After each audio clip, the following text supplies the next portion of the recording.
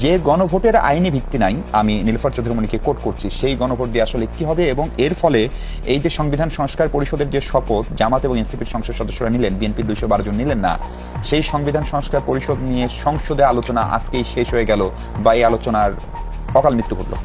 ধন্যবাদ আপনাকে এবং আমার সহ-আলোচকদেরকেও ধন্যবাদ। জিনিসটা আসলে একটু সারপ্রাইজিং। মনিপা বলছেন যে গণভোটের আইনি ভিত্তিই নাই, সেটা জিতলে জনগণের ভোটে জিতলেই কি আর না জিতলেই কি। সালাউদ্দিন সাহেবও বলতেছিলেন যে গণভোট সংবিধানে নাই এবং জনগণ না বুঝে ভোট দিয়েছে, এ ধরনের কথা বিএনপি নেতাদের পক্ষ থেকে বলা হচ্ছে। চারটা প্রশ্ন ছিল, জনগণ কি এগুলো বুঝেছে কিনা। দেখেন, ক্ষমতায় এসে এখন হচ্ছে আমরা কিছুটা অহংকারী হয়ে যাচ্ছি, যে মনে হচ্ছে জানি আমরাই সব কিছু বুঝি, জনগণ আসলে কিছু বুঝে না। জনগণের যে প্রত্যক্ষ রায়, সেই রায়ের বুঝি খুব একটা কোনো ভ্যালু নাই। অথচ আপনি যদি জাস্ট 1.5 বছর আগে একটু যদি আমরা চিন্তা করি যে আমাদের সিচুয়েশনটা কোথায় ছিল, আমাদের কেউ আমরা লন্ডনে নির্বাসনে ছিলাম, কেউ শিলংয়ে ছিলাম, দেশে আসতে পারিনি জুলুমের কারণে, ফেসিবাদী সময়ের জুলুমের কারণে। দেশে যারা ছিলাম কেউ পালিয়েছিলাম, কেউ জেলে ছিলাম। এরকম একটা সিচুয়েশন থেকে খালেদা বেগম আওয়ামী লীগের ভিতরে ঢুকেও ছিল, কেউ ব্যবসা বাণিজ্য করেছে, ঋণ খেলাপিও হয়েছে, ঋণও নিয়েছে।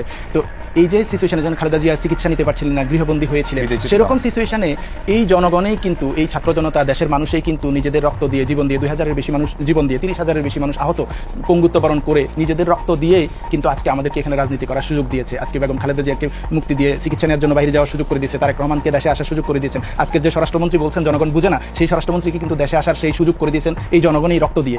তারপরে আপনারা আজকে যে সংসদে বসেছেন, সেই সংসদ কিন্তু এই জনগণের রক্তের উপর ভিত্তি করেই এই সংসদে আমরা আসতে পারছি। কিন্তু এখন হলো ক্ষমতায় আসার পরে ওই যে কাদ দ্বারা সিন্নি খাইলাম মোল্লা চিনল না, ওরকম ব্যাপার হয়ে গেল যে সিন্নি খাইলাম কাদ দ্বারা, এই জনগণের রক্তের উপর ভিত্তি করে এই সংসদে আসলাম, এই সংসদে কথা বলার সুযোগ পেলাম, নির্বাচন করতে পেলাম। এখন নির্বাচন করে এসে বলছি জনগণ বুঝে না, জনগণ না বুঝে ভোট দিয়ে দিয়েছে। জনগণের 70% মানুষ এই গণভোটে ভোট দিয়েছে।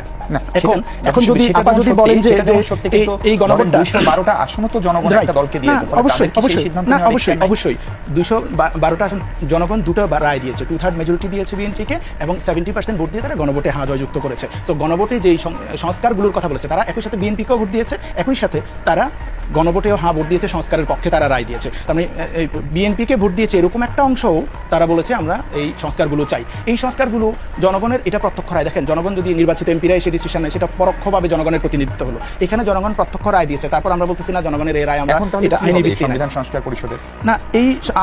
এখানে ওয়ে আউট বের করতে হবে। আপনি যদি জনগণের রায়কে ইগনোর করেন, অবজ্ঞা করেন, এখন সে তুচ্ছ-তাচ্ছিল্য করেন, তাহলে তো আপনার নেয়নি 212 জন, তাহলে রাষ্ট্রপতি সেটা অধিবেশন আহ্বান করেননি।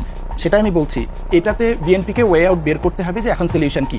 এটা বিএনপি প্রথমেই এই সংবিধান সংস্কার পরিষদের শপথ না নিয়ে একটা অন্যায় করেছে জাতির সাথে। এখন যেটা বলতেছেন যে আমরা গণভোটটা আসলে চাই নাই, কোনো মতে সে সময় মেনে নিয়েছি, তাহলে তো তারেক রহমান সাহেবও শেষ দিকে এসে গণভোটে ভোট দেওয়ার জন্য মানুষের কাছে বলেছেন এবং বলেছেন আমরা সংস্কারের পক্ষে, গণভোটে জয়যুক্ত করে নিয়ে আসেন। তাহলে আপনারা কি মনের ভিতরে ছিল আমরা গণভোট চাই না, গণভোটে না জিতুক, আর মুখে মুখে বলছেন জিতুক? তাহলে কি আপনারা জনগণের সাথে একটা প্রতারণা করলেন, যে জনগণের সাথে একটা ধোকাবাজি করলাম, যে বোকা বানিয়ে কোনো মতে ক্ষমতায় চলে আসলাম? সংস্কারের পক্ষে বলে কি ডেপুটি স্পিকার জামাতের কাছ থেকে চাইলো বিএনপি? কিন্তু ডেপুটি স্পিকার তো একটা অংশ, ডেপুটি স্পিকার একটা পার্ট, কিন্তু না, ডেপুটি স্পিকার একটা পার্ট। দেখেন, জুলাই সনদ যদি সংবিধানে অন্তর্ভুক্ত হয়, তারপরেই হচ্ছে এই ডেপুটি স্পিকারের ক্লজটা আসবে। এর আগে তো বর্তমান সংবিধানের অধীনে তো আমার ডেপুটি স্পিকার বিরোধী দল থেকে নিতে হবে এরকম কোনো ক্লজ নাই। তো এটা হচ্ছে জুলাই সনদের সাথে সম্পর্কিত। ডেফিনেটলি জামাতও ইভেন জামাত ক্ষমতা আসলে বিএনপি থেকে ডেপুটি স্পিকার হতো, কিন্তু সেটা কথা না, সেটা কারো দয়া না। সেটা হচ্ছে যে জুলাই সনদ যখন অন্তর্ভুক্ত হবে তখন সেটা হবে। তো এখন আপনি যদি বলেন যে না আমি এই গণভোট মানি না, তাহলে তো আপনি তখন তাহলে এই সালাউদ্দিন আহমেদ সাহেবের বক্তৃতায় আপনি দেখবেন শেষে উনি বলেছেন আমরা জনগণের কাছে যাই, জনগণ কি রায় দেয় জনগণের কাছে নিয়ে যায়, জনগণের ম্যান্ডেট নেই।